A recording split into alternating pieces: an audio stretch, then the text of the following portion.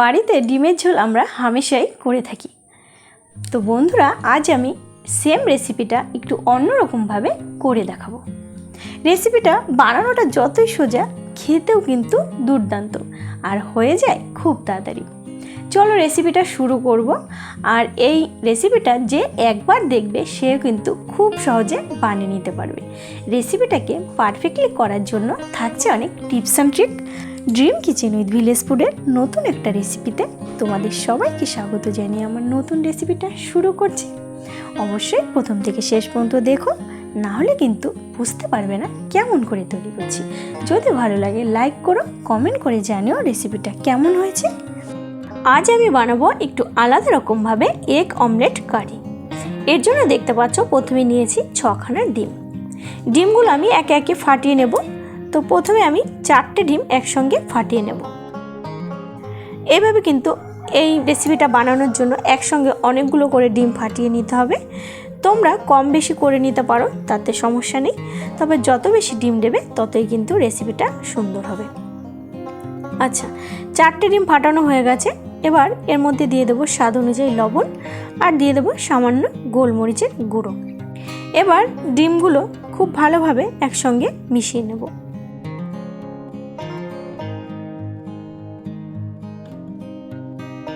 আচ্ছা, ডিমগুলো খুব ভালোভাবে মিশিয়ে নেওয়া হয়ে গেছে। এদিকে উনুনটা ধরিয়ে কড়াই বসিয়ে দিয়েছি।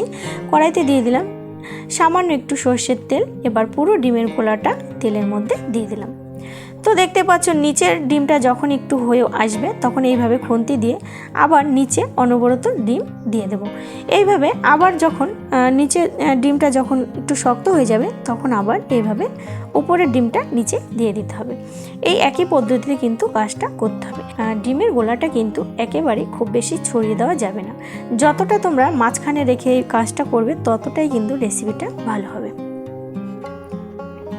তড়কা প্যান যদি থাকে তাতে তোমরা খুব ভালোভাবে করে নিতে পারবে, খুব সুন্দর হবে তাতে। তো আর এইভাবে কড়াইতেও করে নিতে পারো। তো ননস্টিকের কোনো প্যানের মধ্যে করতে যাবে না, তাহলে কিন্তু ছড়িয়ে যাবে। কড়াইয়ের মধ্যে করবে। তো দেখতেই পাচ্ছ আমার একটা সাইড কিন্তু হয়ে গেছে। এবার অমলেটটা আমি আস্তে করে উল্টিয়ে দিলাম। এখানে কিন্তু 4খানা ডিম রয়েছে। দেখে কিন্তু একেবারেই বোঝা যাচ্ছে না। যখন আমি কাটবো অমলেটটা তখনই বুঝতে পারবো যে কতটা মোটা হয়েছে। আচ্ছা, এবার আমি অমলেটটাকে দেখতে পাচ্ছ টুকরো করে কেটে নিচ্ছি। তবে আমি এখানে 4টে টুকরোই বানাবো। তোমরা কম বেশি টুকরো করে কেটে নিতে পারো, কিংবা এইভাবে গোটা রোল মতন করে তারপরেও কেটে নিতে পারো। আমি 4টে টুকরো করে নিলাম।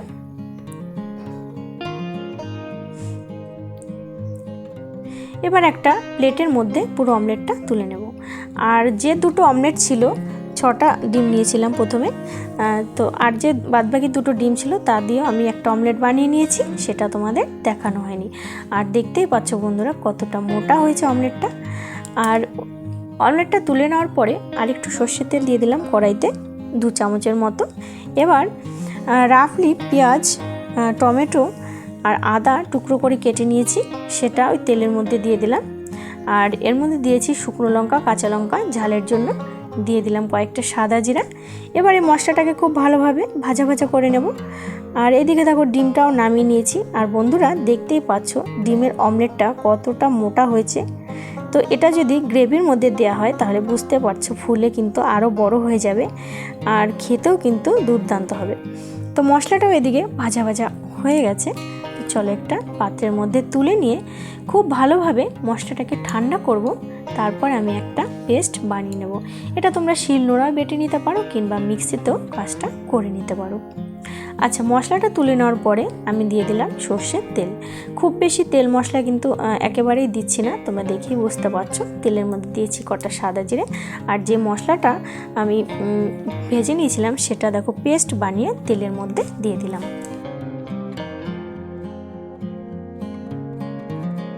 একটু নাড়াচাড়া করে মিশিয়ে নেব। আর এই মশলাটার মধ্যে দিয়ে দিলাম সামান্য হলুদের গুঁড়ো রঙের জন্য। খুব ভালোভাবে মিশিয়ে নেব। আর দিয়ে দিলাম দেখো আগে থেকে 2 থেকে 3 চামচ টক দই খুব ভালোভাবে একটু জল একটু লবণের সাথে ফেটিয়ে নিয়েছি, সেই টক দইটা দিয়ে দিলাম। এবার গ্রেভিটাকে একটু সময় নিয়ে খুব ভালোভাবে কষিয়ে নেব। ঢাকনা চাপা দিয়ে দিলাম। তো 2 মিনিটের মতো রেখে দেখো ঢাকনাটা তুলে নিয়েছি। মশলাটা কিন্তু প্রায় কষানো হয়ে গেছে, একটু তেল ছাড়া শুরু করেছে, তো আরেকটু কষাবো। তো বন্ধুরা এর মধ্যে আমার মশলাটাও কষানো হয়ে গেছে, এখন দিয়ে দেবো জল।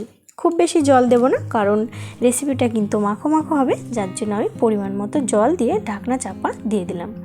2 মিনিটের মতো গ্রেভিটাকে কিন্তু একটু ফুটিয়ে নিয়েছি। এবার সমস্ত অমলেটগুলো ঝোলের মধ্যে দিয়ে দেব। তো কতটা মোটা হয়েছে দেখেই বুঝতে পারছো, ভীষণ সুন্দর মোটা মোটা হয়েছে অমলেটগুলো।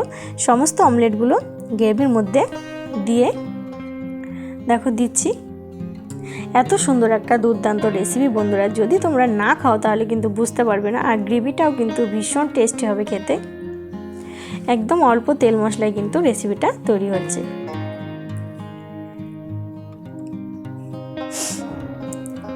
সমস্ত অমলেটগুলো ঝোলের মধ্যে দিয়ে খুব ভালোভাবে মিশিয়ে নিচ্ছি। 2 মিনিট জাল করে নিয়েছি। এবার দেখো দিয়ে দিলাম উপর দিয়ে গরম মশলার গুঁড়ো। সানরাইজের গরম মশলার গুঁড়ো দিলাম। তোমরা গরম মশলাটা বেটে সেটাও দিতে পারো। এবার খুব ভালোভাবে আমি অমলেটের সাথে আর গ্রেভির সাথে মিশিয়ে নিচ্ছি। তো গরম মশলাটা দেওয়ার পরে একটু ঢাকনা চাপা দিয়ে দিয়েছিলাম, আর দেখতেই পাচ্ছ ফুলে কতটা বড় হয়ে গেছে অমলেটগুলো, আর খুব সুন্দর একটা গন্ধ বেরিয়েছে। গরম মশলা দেওয়ার পরে যদি একটু ঢাকনা চাপা দিয়ে 2 মিনিট রাখা হয় তখন কিন্তু ভীষণ সুন্দর একটা গন্ধ বেরোয়।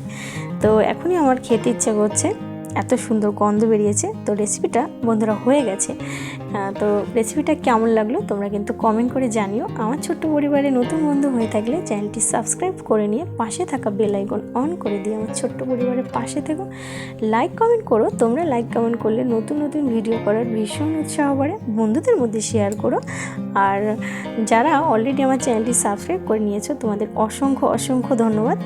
তো বন্ধুরা দেখতেই পাচ্ছ আমি একটা থালার মধ্যে কিন্তু অমলেটটা ঢেলে নিয়েছি। তো এই অমলেটটা তোমরা রুটি, পরোটা সব কিছুর সাথেই খেতে পারো। আর আমি আজ এই রেসিপিটা গরম গরম ভাতের সাথে সার্ভ করছি। তো ভীষণ ভালো হবে আশা করি রেসিপিটা। তোমরা অবশ্যই বাড়িতে ট্রাই করো, দেখবে একদিন বানিয়ে খাওয়ালে বারবার এই রেসিপিটা বানানোর রিকোয়েস্ট আসবে। তো চলো নতুন একটা রেসিপিতে নতুন একটা দিনে বন্ধুরা তোমাদের সাথে দেখা হবে। ততক্ষণে ভালো থেকো, সুস্থ থেকো, বাই।